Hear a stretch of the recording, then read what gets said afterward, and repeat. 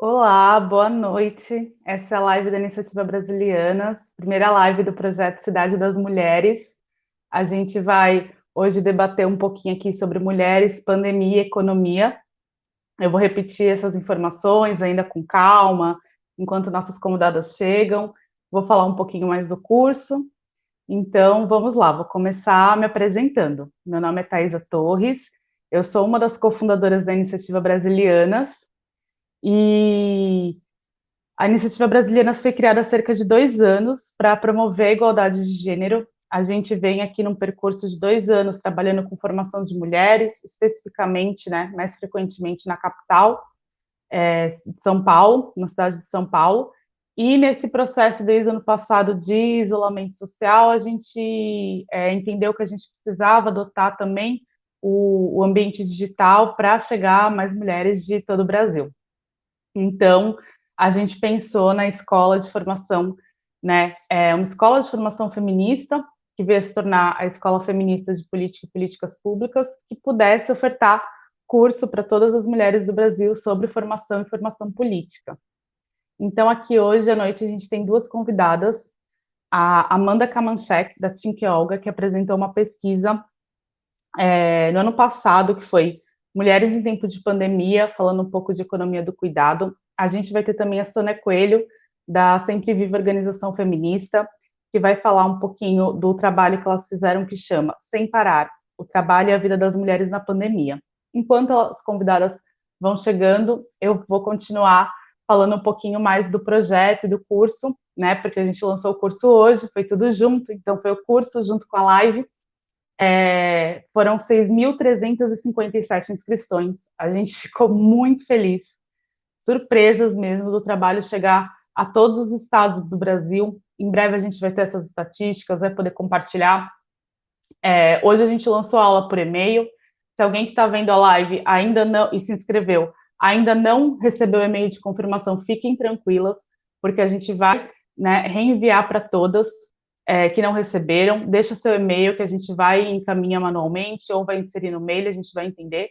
Quem se inscreveu e não recebeu, verifica também o spam, antes de tudo, porque a primeira aula, que é a Política e as Mulheres, da professora Beatriz Mendes, já está disponível e já está rolando uma interação bem bacana, porque a gente vai funcionar assim, né? Como que vai funcionar o curso? As aulas são fechadas, são 5 aulas apenas para inscritas. E as lives são abertas, qualquer pessoa pode participar. Por que a gente decidiu fazer, né, um sistema de aulas fechadas, só para quem recebe o link? Porque a gente precisava usar uma plataforma gratuita de tecnologia. Esse é um projeto ainda feito com financiamento pequeno, para o tamanho que ele se tornou.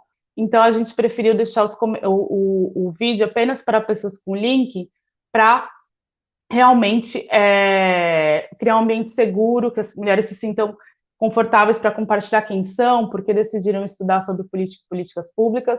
E hoje a gente olhou, já está acontecendo isso, mulheres de vários cantos do país se apresentando, dizendo por que resolveram estudar um pouquinho mais sobre gênero e política. Então, hoje, né, agora na live, é aberta, podem divulgar o link à vontade. Era para ser no YouTube, a gente teve um problema técnico, veio para o Facebook, mas acho que vai dar tudo certo. Como que vocês preferem, mulheres? Vocês querem se apresentar e a gente divide quem que vai ser a primeira a falar? Pode ser? Pode ser? Quer começar, Sônia, então? Se eu esquecer de falar alguma coisa, me falem. Tá. Eu sou Sônia Coelho, sou da integrante da SOF, Sempre Viva Organização Feminista. Sou também da Marcha Mundial das Mulheres. Precisa que a gente se descreva? Não, acho que é legal contar um pouquinho mais da pesquisa, né, que eu falei aqui agora há pouco, que vocês publicaram, a Sem Parar, o trabalho e a vida das mulheres na pandemia. Mas você pode Sim. ficar à vontade se apresentar e apresentar a pesquisa, aí a gente já começa, e aí fala, acho que 20 minutos, meia hora cada, aí a gente fecha o microfone nesse momento para não ter interrupção, mas acho que agora pode se apresentar mais um pouquinho, e a gente passa a palavra para a Amanda se apresentar e começa. Ah, certo. Então, hoje eu vou falar um pouquinho da pesquisa realizada pela Gênero e Números e pela SOF, né, que é uma pesquisa que fala sobre trabalho e cuidados durante a pandemia, que foi realizada o ano passado, mas como foi uma pesquisa realizada o ano passado, eu também quero falar um pouquinho de outras situações aqui que a gente vive hoje da pandemia. Ótimo.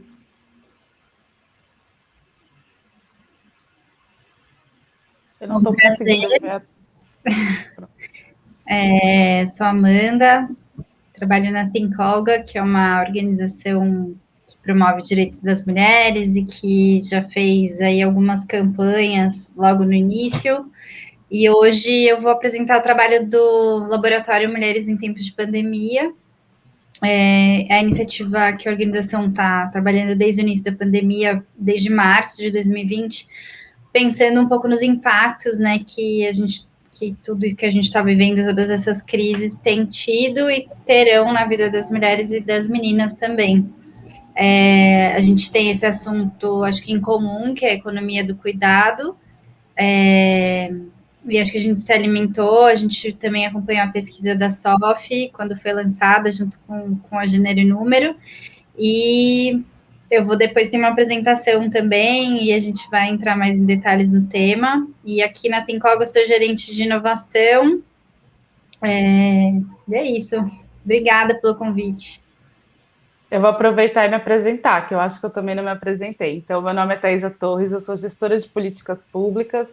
Hoje me considero ativista na pauta das mulheres e foi esse ativismo que me trouxe até aqui a Iniciativa Brasilianas, onde eu também sou gestora do projeto atual, Cidade das Mulheres.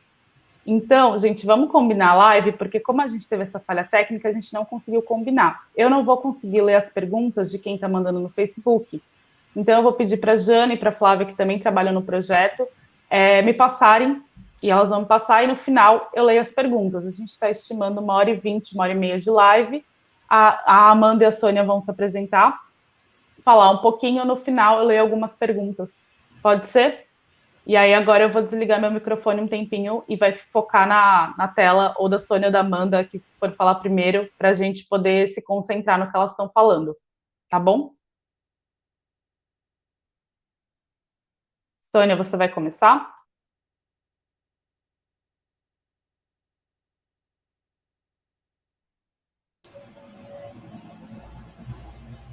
Posso começar? Pode, eu vou fechar meu microfone, fica à vontade. Ah, tá bom. Então, primeiramente, boa noite. Quero agradecer às brasilianas, né, esse convite para estar aqui, né, falando da situação das mulheres na pandemia. Eu sou da SOF, Sempre Viva Organização Feminista, que é uma entidade de mulheres com sede em São Paulo, né, uma entidade aí há muitos anos na luta em defesa da vida, dos direitos, né, das mulheres, e sou também militante da Marcha Mundial das Mulheres, né. Então, hoje eu vou falar um pouco aqui de uma pesquisa organizada pela Gênero e Números e pela SOF. Essa pesquisa, eu vou falar apenas alguns dados, mas qualquer uma de vocês podem acessar nessa pesquisa, ela está no site Mulheres na Pandemia,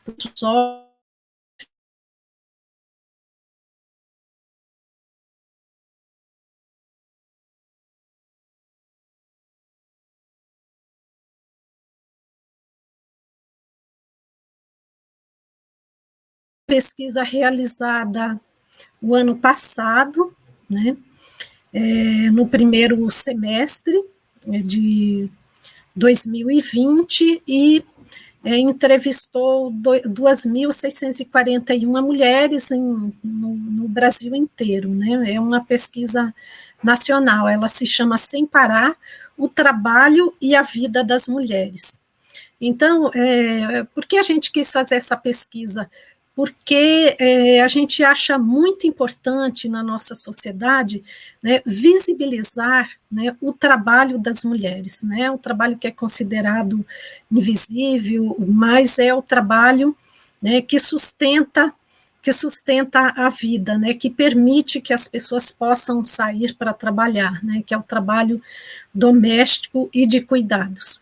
E a gente viu durante mais o ano passado, né, durante a pandemia, que os governos e as pessoas falavam que a economia parou, que o trabalho parou, e nós dizíamos, mas as mulheres não pararam, né? As mulheres não param, as mulheres continuam a trabalhar, enquanto a economia oficial, tradicional, para, né, com a pandemia, as mulheres continuam produzindo economia, continuam fazendo economia, continuam trabalhando e trabalhando ainda mais.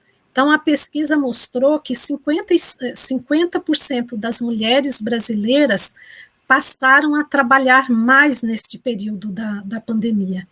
E 62%, né, de mulheres na área rural passaram a trabalhar mais, seja porque na área rural as mulheres passaram a plantar mais, né, para melhorar o seu consumo, por não poder sair para comprar no mercado, para substituir o mercado, seja porque as pessoas voltaram, né, mais pessoas voltam para casa, então o trabalho aumenta, né, e dessas mulheres que dizem que aumentou o trabalho, 52% são mulheres negras, 46% mulheres brancas, né.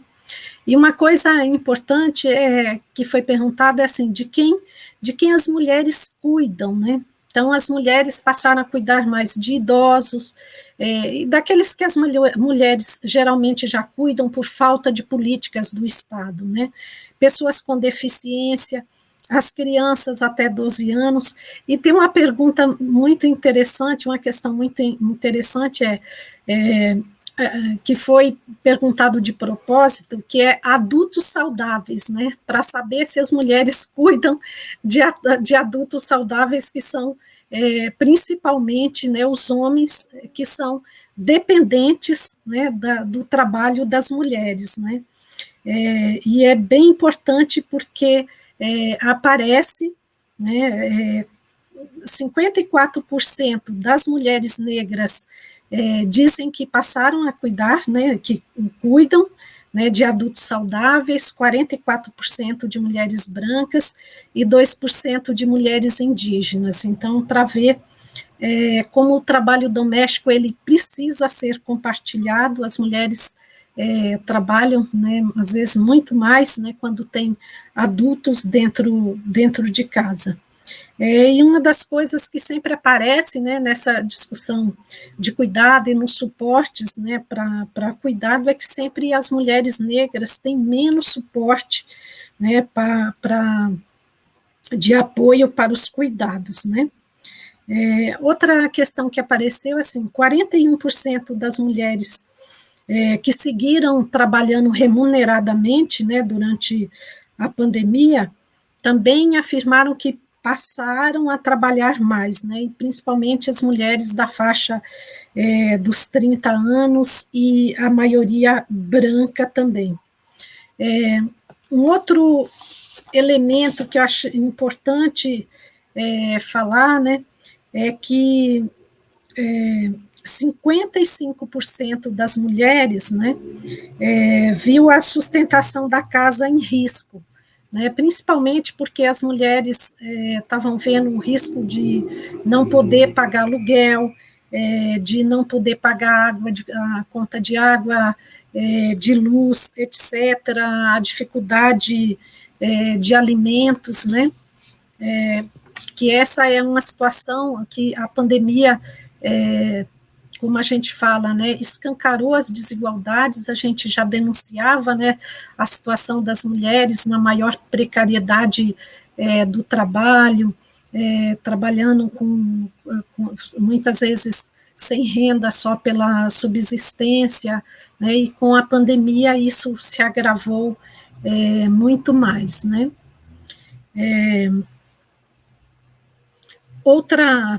Outro dado é que as mulheres, 72% das mulheres afirmaram que aumentou a necessidade de monitoramento e companhia, isto é, né, as mulheres estarem atentas, né, com o trabalho realizado. Então, você está dentro de casa, você está fazendo um trabalho, mas você tem que estar atenta com a criança, você tem que estar atenta com a roupa que está lavando, você tem que usar seu tempo de forma, muitas vezes, a fazer 2, 3 coisas ao mesmo tempo, ter atenção com a pessoa que está doente, ter atenção com a pessoa que está idosa, né, e principalmente, né, nessa questão das crianças terem que estudar remotamente, né? Então as mulheres, foi principalmente as mulheres que acabaram tendo que contribuir, apoiar as crianças, adolescentes,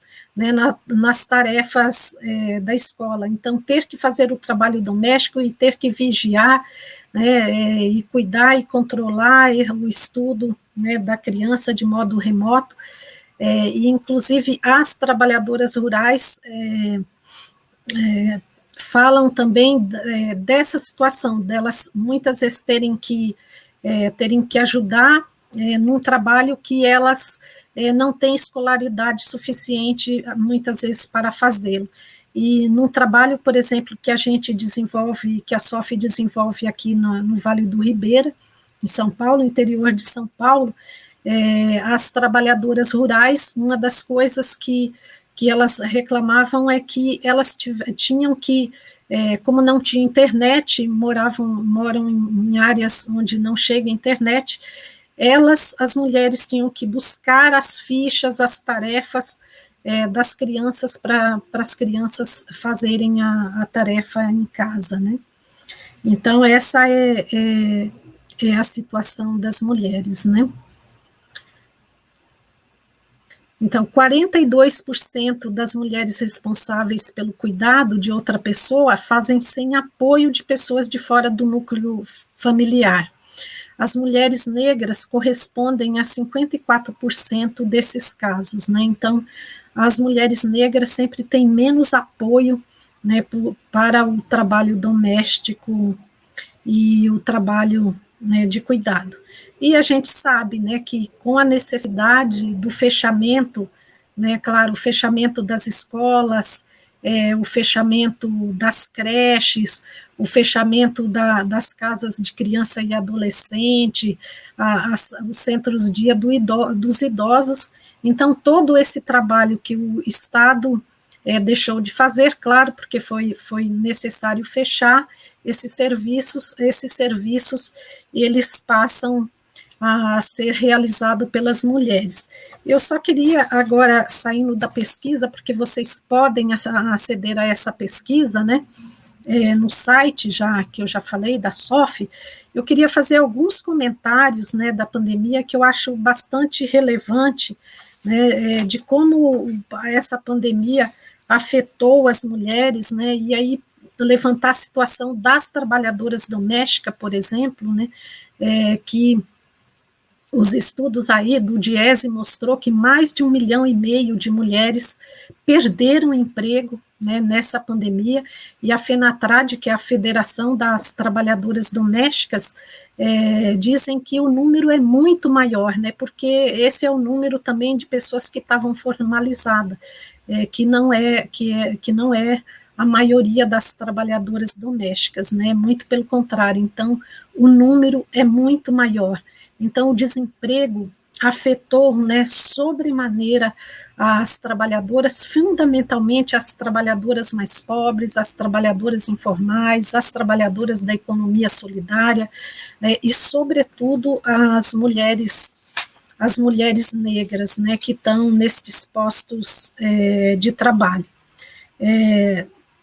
Eu queria também comentar o que as estudiosas aí do trabalho, né, têm mostrado, né, que nesse momento nós temos 45,8%, né, por cento de mulheres na força de trabalho, o menor número nesses 30 anos. Então, isso é um retrocesso muito grande, né, para a luta, né, das mulheres se manter no mercado de trabalho, da luta das mulheres, né, por por autonomia econômica. E agora, saindo assim do campo do trabalho, acho que é mais uma denúncia aí, né, é, da questão para a gente ver como falta políticas, né, como nós temos um governo que em nenhum momento, né, se preocupa, né, com a vida, né, das mulheres. Nós temos uma situação, e como esse mês a gente tem o 28 de maio, que é o dia de luta, né, pela saúde da mulher, eu quero comentar a questão da mortalidade materna, né, pelos estudos que já se fizeram, 77% da mortalidade materna agora durante a pandemia tem acontecido aqui no Brasil, né? Então são muitas mulheres, principalmente no norte do Brasil, que têm morrido de Covid, que têm morrido por situações que poderiam ter sido evitáveis, né? Então, do ano passado para cá, são 1.099 óbitos de mulheres grávidas e no puerpério, e todo mundo sabe, né, que nenhuma mulher deveria morrer, né, durante o parto ou depois do parto. Se as mulheres morrem durante a gravidez, parto e depois do parto, isso é um indicador de que o sistema de saúde, que o sistema de atenção às mulheres está extremamente precarizado, né? Então, é isso que eu queria comentar e dizer, né, da importância, para ir terminando, que meu tempo está acabando, dizer da importância da gente repensar essa sociedade que a gente vive, repensar essa economia que é totalmente baseada no lucro, né, e a gente pensar e atuar para que a gente possa construir a economia feminista, né, que é uma economia que pensa a vida, né, que a vida está colocada no centro da política. Então, a gente pensar, e essa pandemia, né, revelou para a gente, assim, o quanto esse trabalho de cuidado, o quanto ele é fundamental, né, para a sobreexistência da humanidade, da sociedade. Então, o quanto é fundamental a gente atuar para ter uma economia em que a sustentabilidade da vida esteja no centro, com respeito à natureza e tudo mais, né? E com esse governo Bolsonaro não é possível, né? Então, também é isso, para a gente repensar uma outra sociedade, repensar uma economia que tenha a vida no centro, nós temos que tirar, né, que botar para fora esse governo da necropolítica, esse governo da morte genocida. Muito obrigada. Bom, obrigada, Sônia. Eu vou aproveitar esse momento de transição da fala da Sônia para a Amanda, para falar que, gente, a gente está com muitos problemas técnicos. Durante a fala da Sônia, o som dela caiu várias vezes para mim. Mas a gente está aqui, a gente não vai desistir, tá? A gente ficou o dia inteiro com problemas técnicos, continuam, mas a live vai continuar. Por enquanto não caiu a live do Facebook, então a gente continua. Daqui a pouco a gente responde as perguntas, tá? E eu acho que com a reflexão, né, da fala que a Sônia trouxe, agora a Amanda vai falar, a gente pode começar a pensar um pouco o cenário, né, que a gente vive, que a gente já conhece, porque a nossa proposta nesse curso é um curso introdutório, então é muito falar de cenário, é muito falar o que a gente está vivendo, mas sempre tentar aquela mensagem e qual que é nosso papel nessa mudança, né? A gente ficou muito feliz de ver a quantidade de mulher interessada em realmente participar, né, de uma nova política, de uma transformação política que não aceita, né, a política que realmente não nos cabe, né? A gente viu o encolhimento das políticas públicas para as mulheres e das mulheres na política. Existe até um crescimento, se a gente for ver um número, um percentual, que é a representação no parlamento brasileiro, esse número é muito pequeno. Além da política institucional, na primeira aula do curso, para quem já assistiu, sabe que a aula foi bem sobre isso, para quem vai assistir está sabendo agora, né? A gente percebe que o aumento é muito pequeno, é muito aos poucos, então a ideia mesmo é hoje a gente falar bastante de cenário para ao longo do curso a gente trabalhando também formulação, articulação e como que a gente se mobiliza para mudar o cenário atual rumo a uma sociedade que nos represente mais. Vou passar então a palavra para a Amanda agora e fechar meu microfone de novo.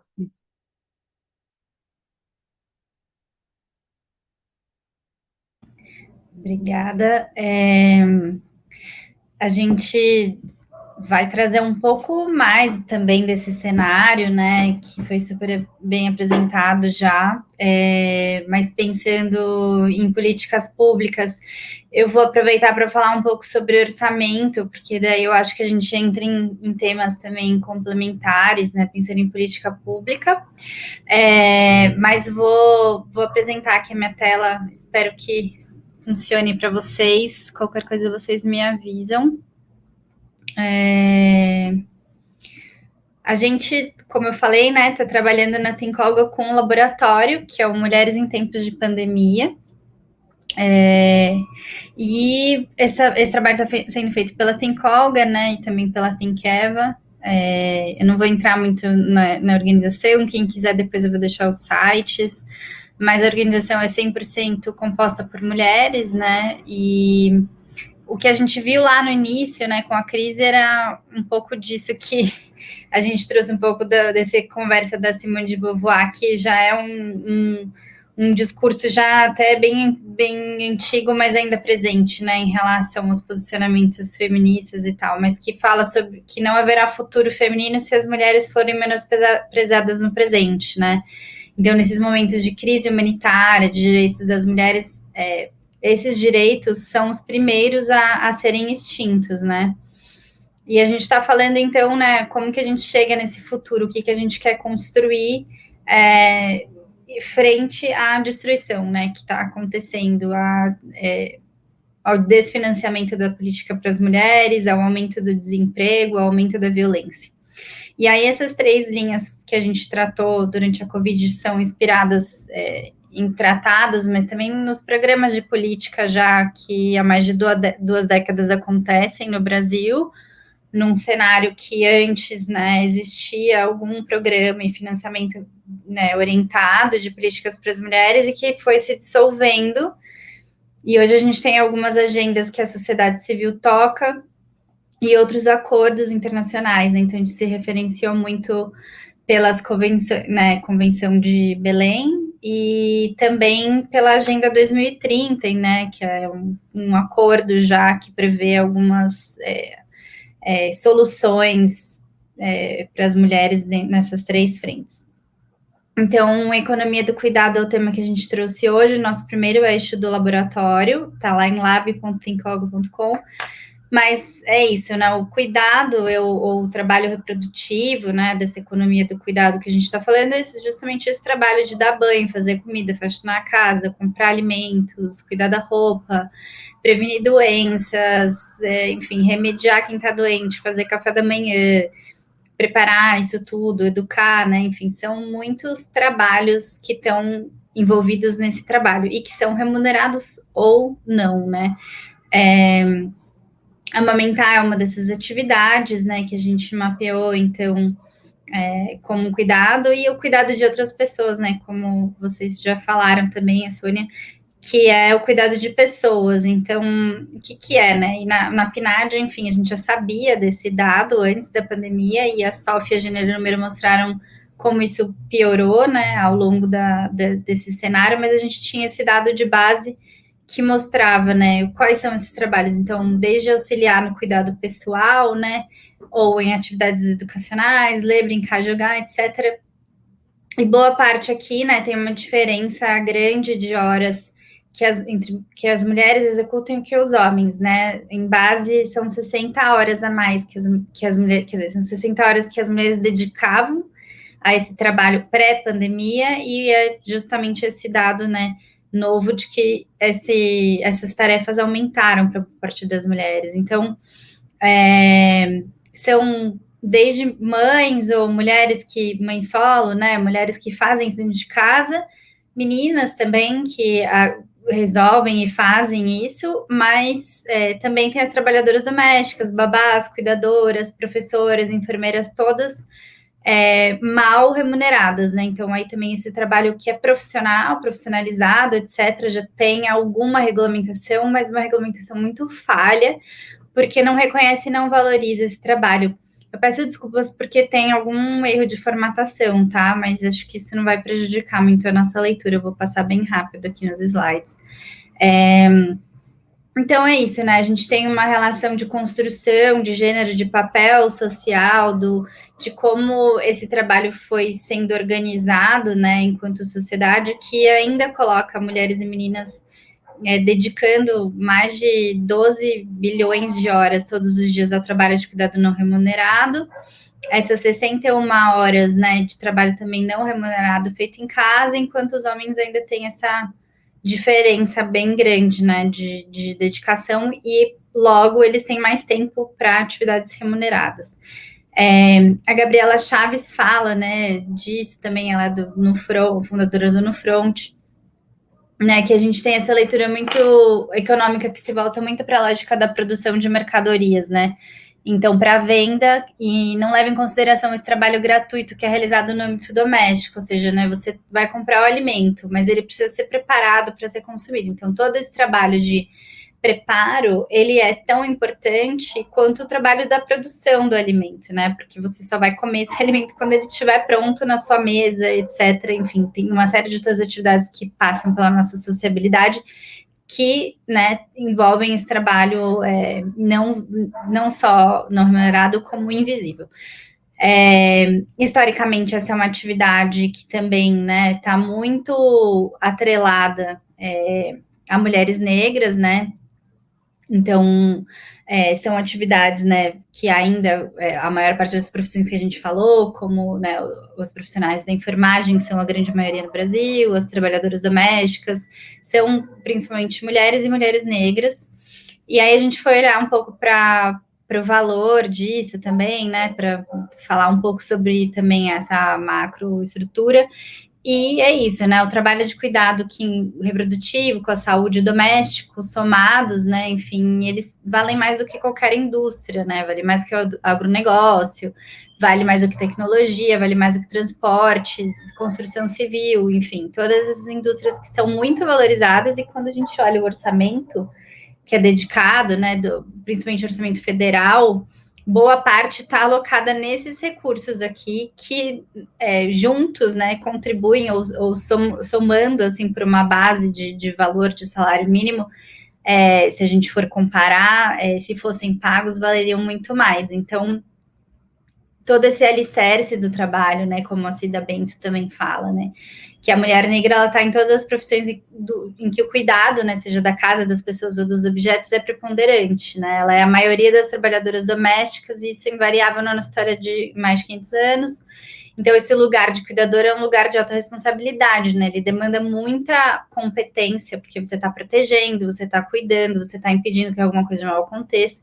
E esse trabalho segue sendo desvalorizado, né? Em um lugar social que impede que as mulheres negras abram seus horizontes, ampliem sua participação na dimensão pública da vida. Ou seja, essas 61 horas impedem as mulheres não só de exercer atividades remuneradas, mas também de exercer trabalhos, né? Que seja ativismo, ou sociais, ou de engajamento, ou enfim, ou que seja profissionalmente mesmo vinculado a uma atividade na dimensão da vida pública. A gente sabe que sem a mulher negra, a economia do cuidado ou qualquer outra economia, ela para, né? Elas são, de fato, a grande parte dessa população que está fazendo os trabalhos essenciais, por exemplo, agora durante a pandemia. E quando a gente olha para isso, a gente está entendendo essa invisibilidade que está sendo escancarada, né, durante a pandemia, que é quem cuida de quem cuida, dessas pessoas que cuidam, né, e o quanto o Estado está ausente, né. E pensando em como visibilizar esse cuidado, né, e esse trabalho, tudo isso, a gente tem pensado em como desvincular o cuidado das construções de gênero, como criar, como a criação, na verdade, a educação das crianças pode ser entendida como um trabalho de todos, como que a gente pode parear o cuidado para diferentes raças e para mulheres não brancas, como que a gente pode visibilizar o trabalho invisível das mulheres na economia do cuidado e como que a gente incorpora o trabalho de cuidado na economia. Tem várias esferas, eu não vou entrar muito nesse assunto, então quem quiser conhecer mais, eu convido a acessar o lab.thinkolga.com. E aí, aproveitando só esse compartilhamento de tela que agora está infinito, eu queria só rapidamente entrar na questão de orçamento, que é o que a gente está trabalhando nesse tema de violência contra as mulheres. Então, esse é o nosso novo tema. A gente não chegou a gente fez essa exploração, né, de quanto vale o trabalho, né, pensando nessa questão de economia das outras indústrias para a economia do cuidado, que já traz muitos insights. Mas aqui nesse novo tema, a gente está falando sobre violência contra as mulheres, que aumentou exponencialmente durante a pandemia, e a gente está vendo, né, olhando para o orçamento mesmo, em 2020, né, o valor disponível aprovado, né, para gasto era de 120 milhões na pasta das mulheres, e o total gasto foi de 35 milhões, né, um pouco mais de 30%. E quando a gente vai ver, né, como esse gasto foi feito, enfim, a gente tem aqui uma distribuição que está lá, né, no portal da transparência e também no portal da SIGA, mas que o INESC também fez esse detalhamento. Boa parte foi para o Disque 180, né, uma parte foi para a Casa da Mulher Brasileira, enfim, teve algumas distribuições. O fato é, né, que a gente teve, então, né, principalmente o Ligue 180 e o Casa da Mulher Brasileira. Durante a pandemia, nenhum recurso foi gasto com as mulheres para abrigo, para atendimento psicológico, para assistência social, para transporte e apoio para mulheres que estavam em situação de violência e precisavam sair de casa. Zero foi o gasto com a questão da igualdade racial, principalmente com comunidades tradicionais, né, que atingiu muito mulheres negras, indígenas e quilombolas. E com a população LGBTQIA+, então também zero. E aí, quando a gente também pensa em como eles priorizam, né, o Ministério, né, da Mulher, da Família e dos Direitos Humanos fez um investimento um pouco maior, que não nem chega a $500 mil, mas de gasto, efetivamente, com fortalecimento da família, né, especificamente em 2020.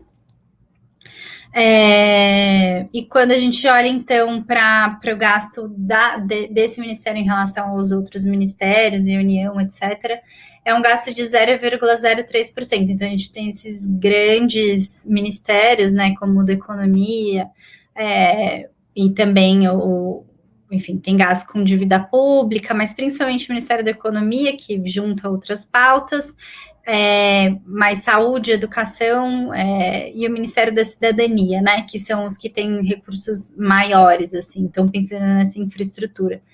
E a nossa conclusão, basicamente, é que, né, não só os serviços foram minguando, né, como a priorização dessa família, né, e não da pasta das mulheres, não da pasta dos direitos humanos, se mostrou muito pensado, na verdade, né, o quanto a política é não gastar, o quanto a política é não executar, é esvaziar mesmo tudo que estava desenhado em termos de programas para as mulheres, né, e aí a gente olhando nessa última década, a gente vê esse gasto diminuindo, né, muito, de 2011 até agora. Em 2019, tendo esse gasto de 47 milhões, um pouquinho mais. E em 2020, em pleno ano de pandemia, onde a gente precisava de tanta injeção, né, enfim, de um orçamento gasto com tantas questões como essa que a gente está trazendo do desemprego e da violência, o gasto efetivo com essas políticas foi de 30% do orçamento e muito menor do que outros anos, né?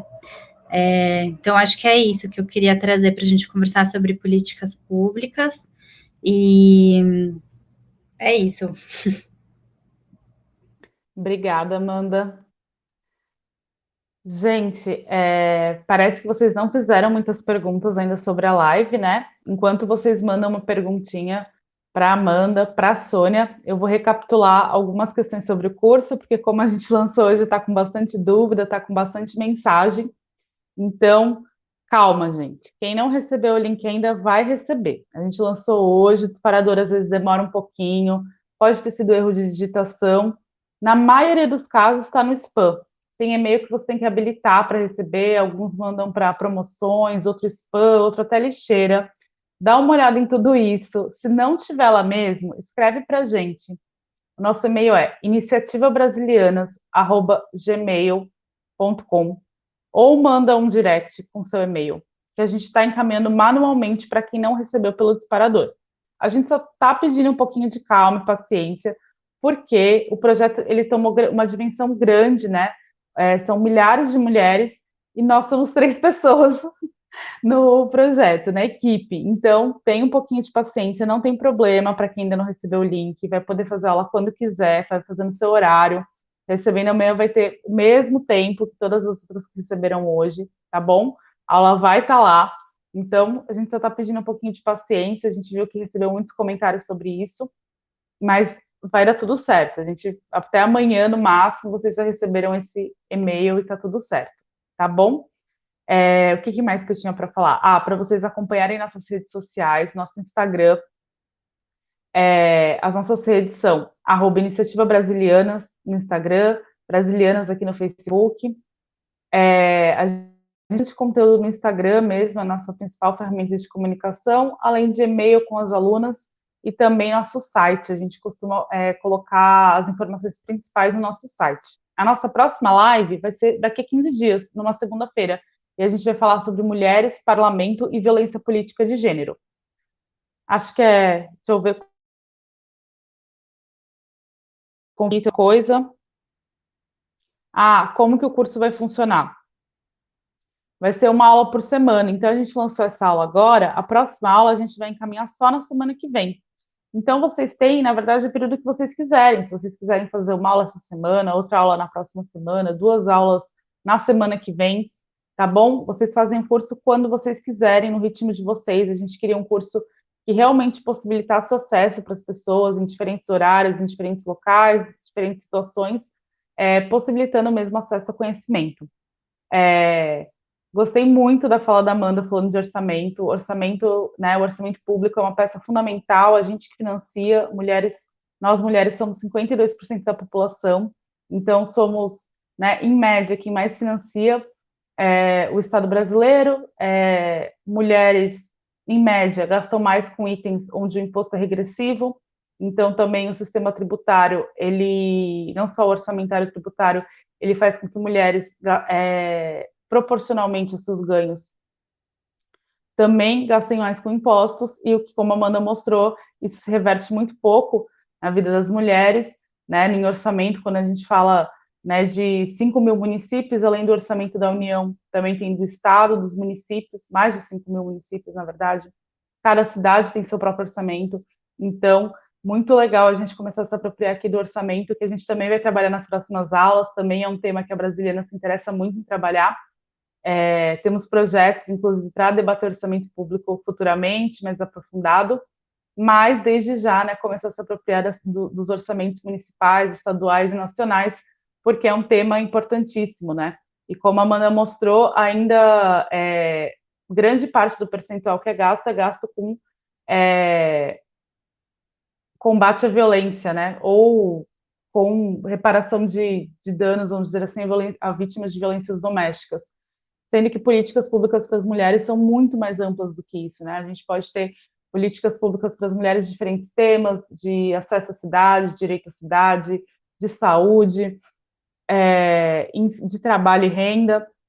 Então, a gente também vai trabalhar um pouco mais no curso sobre essa amplitude de políticas públicas para as mulheres. E fiquei bem feliz que hoje na live a gente já conseguiu introduzir bastante assunto, está muito rica. A gente se propôs um curso introdutório, porque dá facilmente para avançar muito nesses temas, mas a gente teve que fazer um recorte, então hoje foi o dia de discutir um pouco mais de mulheres e economia. Vou ver se tem alguma pergunta agora, vamos ver. Eu anotei de falar isso e esqueci. Gente, também é isso, a live vai ficar salva no YouTube, a gente vai tentar salvar no YouTube a live. A partir da próxima live, do dia 31, já vai ser no YouTube. As duas próximas lives são no YouTube, normalmente, como a gente anunciou. Essa que a gente não conseguiu mesmo fazer por lá, e aí veio para cá, tá bom? A gente vai tentar salvar agora no final e disponibilizar no YouTube, sim, tá? O que mais?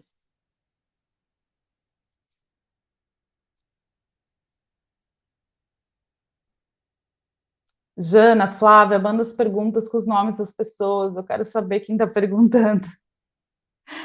Ah, entrou aí, né?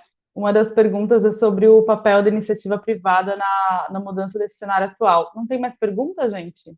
Não tem mais ninguém em dúvida? Ninguém mais quer perguntar?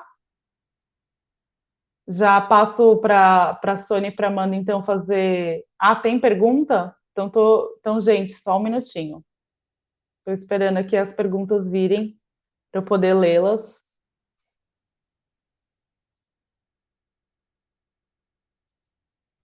Tá. Gente, mais perguntas do curso. A Auricélia Passos perguntou como que vão receber as atividades do curso. Gente, na tela não consigo ler. Não dá. Tá? Preciso que vocês me mandem mesmo, como a gente combinou. A Auricélia Passos está perguntando por onde que vão receber as atividades do curso. As atividades do curso vão ser passadas por e-mail, como era muita informação hoje, né? Lançamento do curso, aula 1, mais a live, a gente ainda vai explicar um pouquinho como funciona. O curso vai ter uma atividade final, na verdade. As perguntas de cada aula, elas devem ser deixadas nos comentários do YouTube mesmo, para quem recebeu o link. As aulas, como eu expliquei no começo, elas têm um link fechado. A gente pede para que as inscritas que receberem não compartilhem esses links no momento, para que as mulheres possam se sentir confortáveis respondendo e compartilhando as perguntas. Tá bem legal para quem já foi lá ver o vídeo e viu que tá rolando uma interação. Então, é por e-mail que vocês vão receber o link da aula, tá bom, gente? E quem não recebeu ainda, calma que vai dar certo.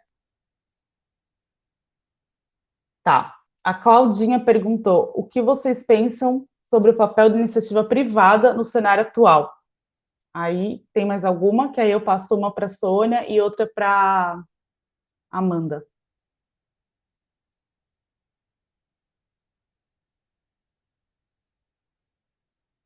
Já fiz essa. Foi a que eu acabei de fazer, Jana. Tem mais alguma? Tem uma da Fátima Costa, que eu vi aí passar, que fala do esquecimento das políticas para as mulheres, Eu que vou as deixar. políticas para as mulheres foram Não tem esquecidas. outra, tá bom. Então, vou deixar a Sônia e a Amanda responderem essa, fazerem considerações finais. E aí, por hoje, é isso, gente. Tá bom? Vou deixar a Sônia e a Amanda fazerem as considerações finais.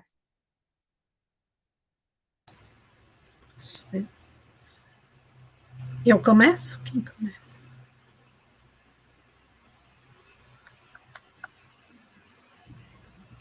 Pode seguir, Sônia, por mim. Sim, eu, Thaisa, começo? Tá. Então, sobre o papel, né, da iniciativa privada na mudança desse cenário atual. Bom, né, num cenário de pandemia, a gente viu no mundo todo que tem que ser o papel do Estado como indutor da economia, como indutor das políticas, como indutor dos investimentos. Então, é o Estado que tem o papel fundamental durante uma pandemia, tendo políticas públicas, reforçando a renda das pessoas, atuando para que as pequenas e médias empresas, que é onde empregam mais, e principalmente as mulheres, não quebram, né? O papel da iniciativa privada no caso, né, deveria ser pressionar o governo para ter investimento para não demitir trabalhadores, trabalhadoras, né, nesse momento crítico que a gente vive,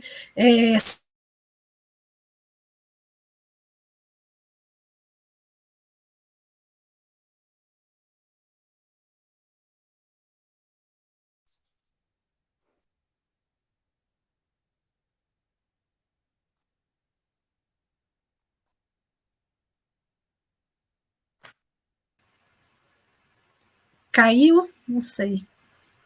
Ah, voltou. Gente, desculpa, me disseram que eu te interrompi, Sônia. É que eu fico sem o... Tem horas que cai o som aqui e eu não escuto nada. Eu não estava te escutando mesmo. Desculpa. Ah, tá, tá. Então, eu não sei até Ali, onde me escutaram, mas em síntese, eu falei do papel do Estado, que tem que ser o indutor da economia, das políticas públicas, o papel da iniciativa privada, no sentido de pressionar também o Estado para ter políticas para que a iniciativa privada não faça a demissão das trabalhadoras e dos trabalhadores, né? A iniciativa privada tem que trabalhar a partir das medidas sanitárias que estão colocadas para preservar a vida das pessoas. Então, esse tem que ser o papel da iniciativa privada. Também pensar nas pessoas, pensar na vida, e não ficar pensando nesse momento no extremo lucro, como sempre pensam. E alguém perguntou aí no chat sobre que ações individuais é possível fazer nesse momento para ajudar.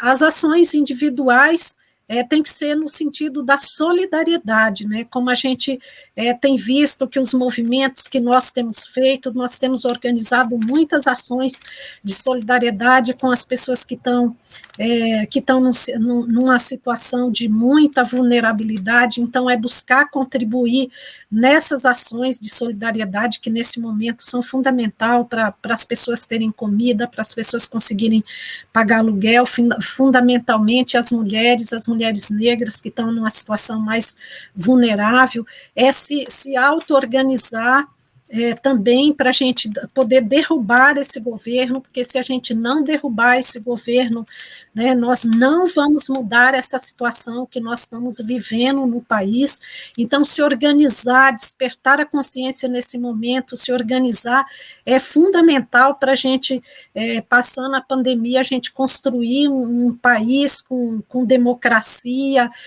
com igualdade, com outra economia, né, que fortaleça a economia solidária, que fortaleça a economia feminista, porque nós estamos vivendo nesse momento o que a gente está chamando da necropolítica, de um governo genocida, que a vida das pessoas nesse momento, né, das mais pobres, da população negra, da classe trabalhadora, né, não vale nada. Então, nós temos que lutar contra isso. E eu aqui agradeço, né, o convite das brasilianas, agradeço mais uma vez.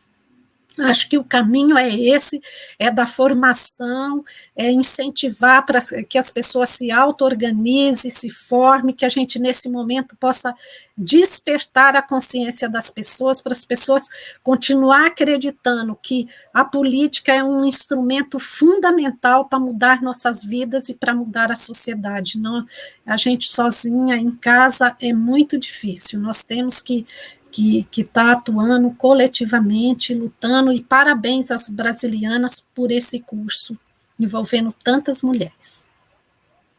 Obrigada. gente, antes de passar a palavra para a banda, só avisando que se travar de novo, se eu cair ou se eu começar a falar por cima de alguém, vão me avisar, aí eu vou sair, porque como está travando muito aqui, a Flávia, que também é cofundadora e diretora da Brasilianas, entrou para me ajudar, e aí se precisar, se travar, ela finaliza, mas por enquanto seguimos assim. Vou passar para a Amanda a palavra. Eu acho que tem muitas coisas que podem ser feitas, assim, a gente chegou à conclusão também de que o governo é o mais importante nesse momento, porque a gente está assumindo responsabilidades individuais e a gente já viu que isso não está funcionando, então não adianta o indivíduo tomar as decisões, ou enfim, a gente não tem estrutura para dar conta desse sistema que precisa ser amplo, que envolve distribuição, né? Então, quando a gente está falando das vacinas, a gente está falando sobre isso, né? Eu acho que a sociedade civil tem um papel fundamental nessa continuidade dessa conversa, desse debate na pressão, ainda acredito muito nisso. Mas tem um papel do governo que está falhando muito com as mulheres e que é fundamental. E aí é o que a gente vê, né? De um lado, mãe solo, do outro, professoras, tentando resolver um problema que nenhuma esfera deu solução ainda, né? Por exemplo, quando a gente fala sobre reabertura das escolas. E pensar um pouco no setor privado, como foi a pergunta especificamente, né? A gente levantou várias questões, né? A gente tem um relatório completo de economia do cuidado que está lá na página que eu falei também do Lab, mas desde pensar a cultura da organização, né? Enfim, em como distribuir melhor essa questão, porque de fato a produtividade não é a medida, não deveria ser, ainda mais nesse momento de pandemia. Então, olhar para a vida, para o cuidado, para essa questão é fundamental nesse momento, porque boa parte das mulheres estão deixando o mercado de trabalho porque não estão dando conta de exercer esse trabalho com todos esses outros cuidados que ainda estão nas costas, né, de boa parte das mulheres. Além disso, a gente tem várias questões individuais, né, enfim, que podem ser exercitadas, enfim, lógico, né, diálogo, melhorar, enfim, a conscientização, estudar, ler sobre o tema, buscar boas fontes, né, de notícia, buscar as organizações que estão fazendo esse trabalho com seriedade para se informar. Mas também olhar um pouco para tanto o indivíduo quanto o setor privado para garantir essa remuneração adequada para os profissionais domésticas e do cuidado que estão sendo essa linha diferente agora, olhar para a diversidade na contratação com esse cuidado também nesse momento, mas olhando principalmente para mulheres negras que são boa parte das que estão desempregadas e que vão precisar retornar ao mercado em breve e precisam ter essa condição. Enfim, até estabelecer políticas mesmo, não só afirmativas, mas antirracistas e que olhem para a questão de gênero de uma forma mais complementar dentro das empresas. Então, pensar não só em equiparação salarial, mas contratação afirmativa, como vai ser feita a parentalidade, né, a licença remunerada, enfim, todos esses direitos, né, creche, auxílio para a educação. E tem um compromisso ético, eu acho que é o fundamental, né? Porque não adianta estabelecer um monte de política e continuar tendo um regime que massacra, né? Porque não dá, porque as pessoas não estão dando conta de trabalhar da forma como está sendo colocado, enfim, e para quê, né? Pensando no que a gente está gerando, né? Então, o trabalho de cuidado precisa ser mais valorizado nesse sentido, né?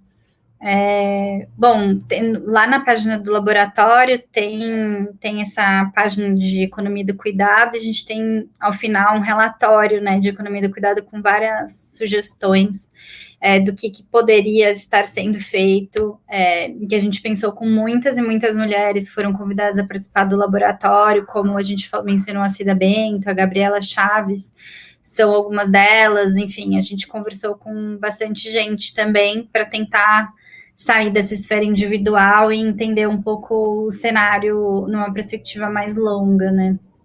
Eu acho que é isso, eu agradeço também pelo curso, pelo convite, enfim, por esse dia, para a gente poder compartilhar tudo isso. E é isso, a gente segue à disposição também para esse debate que vai continuar por alguns anos, né? Obrigada, Amanda. Vou aproveitar e agradecer a presença da Sônia, da Amanda, da Flávia, da Jana, que também não apareceu aqui, mas que está por trás, no backstage, ajudando em tudo. Lembrar, né, que a organização parceira que possibilitou que esse projeto fosse realizado é a Iniciativa Negra por uma Política sobre Drogas, que também está colaborando muito, porque a gente, na verdade, é uma organização que está começando, né? Então é muito importante contar com a experiência de organizações que já estão consolidadas no dia a dia. E lembrar também que o projeto Cidade das Mulheres é um financiamento da Prefeitura de São Paulo. As aulas vão continuar, né, no ambiente digital. Por enquanto é isso. Deixa eu ver se tem mais algum recado aqui. Eu acho que era só isso mesmo. Agradecer a todas as mulheres que estão aqui até esse horário. Lembrar que a gente vai fazer um resumo para conhecer melhor as inscritas, qual o perfil, né, quais cidades se inscreveram mais, qual a abrangência no território, e vai mandar também para quem participou da live e para as professoras do curso, porque a gente acha muito importante, né? E vai divulgar também nas nossas redes, que, enfim, umas experiências como a desse curso se multipliquem, tanto pela gente, que a gente planeja que esse seja apenas o primeiro curso da nossa Escola Feminista de Política e Políticas Públicas, quanto o Brasil afora, né? Que mulheres de todo o Brasil multipliquem os espaços de formação e articulação de mulheres. É isso, gente. Muito obrigada. Até a próxima live.